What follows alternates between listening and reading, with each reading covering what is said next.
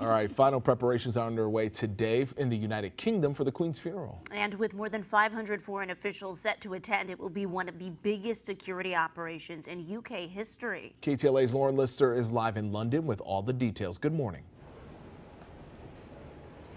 Good morning, Pedro and Megan. You know, just 15 hours left for people to pay their final respects in person to Queen Elizabeth II at her coffin behind me in Westminster Hall. This is the final day where the Queen is lying in state. This has been going on for 4 days, all up until her funeral tomorrow at Westminster Abbey here. Take a look at this. A short time ago, King Charles arriving at Buckingham Palace, a busy day for him ahead of his mother's funeral. He'll be hosting prime ministers, presidents, including our own President Biden and other monarchs for a reception at Buckingham Palace ahead of the state funeral.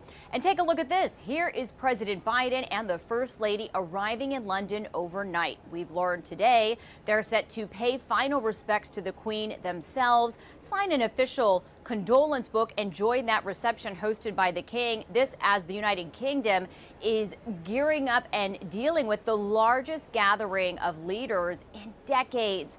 And take a look at this solemn moment. This happened inside Westminster Hall where the Queen lies in state. Last night, her 8 grandchildren filing into the hall and holding a 15-minute vigil surrounding her coffin, heads bowed, silent.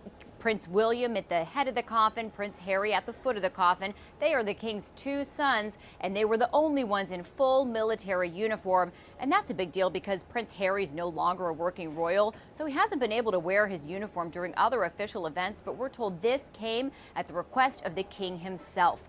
And ahead of the funeral, it's not just people preparing for the official services, but people are preparing on the streets. People are camping out in central London for a good view of the funeral procession, including some from the U.S. Listen to this. Even seeing like all the tributes and all the flowers, until you see it with your own eyes and you're here with the people, that's why we're here. We've always wanted to be a part of a monarchy event. We'd wake up in the middle of the night to watch the weddings. In my respects, she's been an amazing monarch, the only monarch I've ever known, and she served her country well.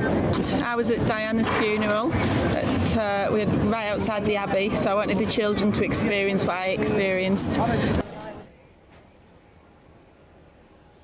And here are how people are setting up on the streets, camping out to see the moments when the Queen's coffin is brought out of Westminster Abbey following the funeral and taken through the streets of London before being transported to Windsor outside of London where she will be buried. We've also learned people will have an opportunity to gather and watch the funeral on screens in parks and squares across the United Kingdom. The official state funeral begins at 11 a.m. local time here at Westminster Abbey tomorrow. Before that, there is a 1-minute moment of silence being held later tonight at 8 o'clock local time. Big Ben will chime in order to signify it's time for that moment of reflection. And we also know that officials are expected to close that line to get into Westminster Hall at some point. Already they're telling people on the official tracker of the line that if they're traveling to avoid disappointment, they just shouldn't travel here at this point because they may not be able to see the Queen. So we're in these final moments here. We'll continue to follow it. For now, that's the latest live in London. Megan, Pedro, I'll send it back to you in the studio.